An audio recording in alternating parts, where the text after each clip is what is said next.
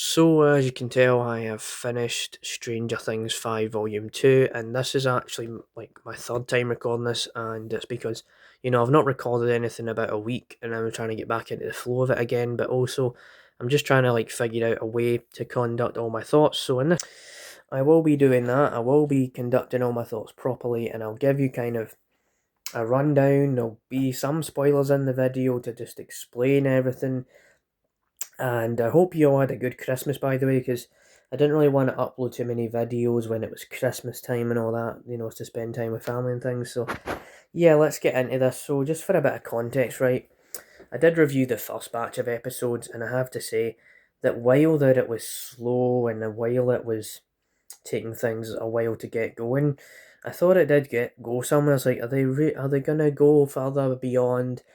Is it gonna get better? Is it gonna get better in volume two? And definitely get into that. I'll link down below my kind of thoughts on, volume one and things like that. But first thing I'm gonna say here is that I actually don't know if this was that good, if you know what I mean. Like, it's not horrible or anything, like you could just sit and watch it and just kill time, but in terms of the actual storyline, it just felt like there's a lot of point in this where the episodes themselves feel long to watch. Like, I'm not gonna lie to you, like, see when you sit down and you watch a few these episodes, it's like it goes on for a while, and you're just like, okay, keep on coming, and it keeps going, right? And I'm just like, you know, we're just flying through all of these things, but when is it gonna actually matter? When is it gonna come to that point where it's gonna make a lot of sense? Because in one episode, for example, right, and I will give some spoilers. I'll be spoiling a couple of things in the video just so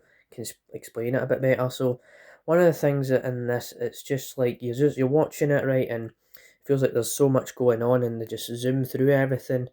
So, for example, in here, they've got this whole thing about how the upside down is just a big black hole, a big wormhole thing, but then what they will do is they'll float over to some other thing going on, and then you're just like, okay, whatever, and they won't fully explain why the upside down was this.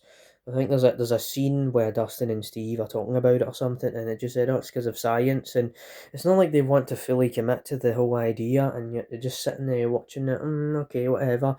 And then the whole thing with the Lost Sister, I'll talk about this as well.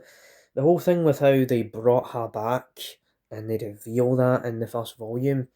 Now, that is something really, really dangerous for Stranger Things to do, because if you don't remember what the Lost Sister is, she was a pretty, mediocre character where they showed her in this one episode, and she wasn't really that great. She wasn't really like a standout character, and she wasn't a great character to watch, and they tried to make a whole backstory origin story for her, and then they try and swing it into season 5, and then she's like kind of in the background, and then she's a part of the whole thing with how Dr. Brenner did all these crazy things, and how there's like all this big reveal about more crazy production lines and all that, and there's things like that where you want to watch it, you want to enjoy it, and then they go and they just zoom through all of the things that you're watching, and then you just see it that add more things, they add more to the episodes rather than giving you a full explanation, if you know what I mean. So there's a lot of that stuff in there where you're just like,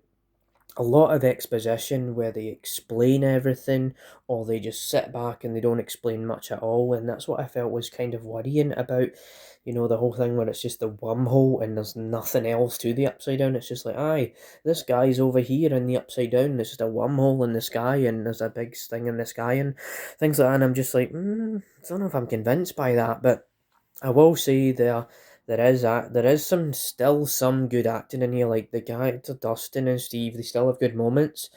It's just individual moments. Like, I think there's individual moments in here that I really like. It's just the rest of it. It's just the story can't seem to really go much elsewhere after 7 episodes. It's kind of weird how they just they haven't really found every piece of the puzzle yet. And I thought that after the end of volume one, where Will gains those powers and stuff, I thought it was gonna go rampage mode, and we were gonna see a lot of crazy stuff. And one of the things I was kind of weirded out about was how you've got Jonathan and Nancy are stuck down in this like little pain area. Like for example, it's like white. They're stuck in this white puddle thing, and they're in there. They're stuck, and you just think for a moment that they're gonna kill them or something.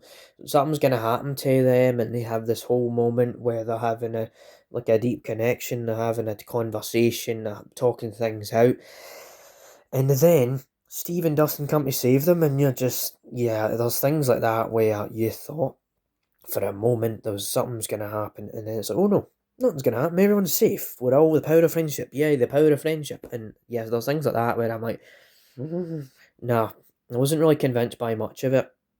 Like I said, there's individual moments, there's individual scenes, individual character moments, but the overall storyline is, yeah, and the whole thing with the lost sister, was not pretty good, and then yeah, because I remember when I watched season two again, I did enjoy it, but I still think the lost sister was pretty bad, and even in this, she doesn't really have much of a character either. Like her acting, the lost sister in this was pretty bad as well. Like the acting she had, it wasn't very good.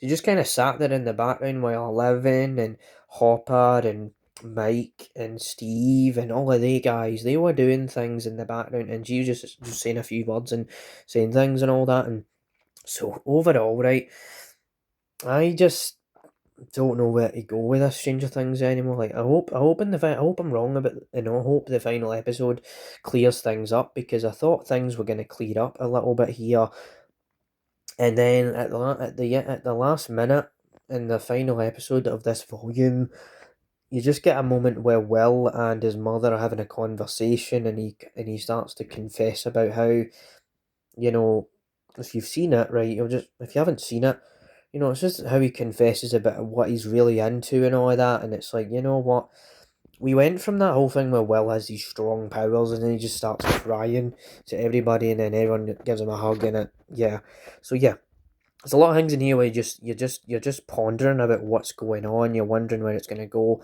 and a lot of it's just zooming through everything. And there's a lot of things happening. And I just thought they were going to actually pull this off and complete it all. So hopefully the final episode clears things up. So overall, I'm probably going to give this a sort of like a 6 out of 10, 5 out of 10, something like that, because it was kind of getting enjoyable for certain parts of it, and then yeah, there's a lot of that stuff in there where about a couple of times I was kind of getting bored. I was kind of yawning a couple of times in here, and so yeah, that's kind of my full review here.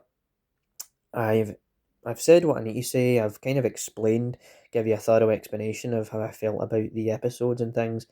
And I hope you stay tuned, because I am probably going to do my top movies of the year tonight as well. Just get that video out of the way. I've conducted a list of the movies I really did enjoy, and you will see that. So I hope you enjoyed this video.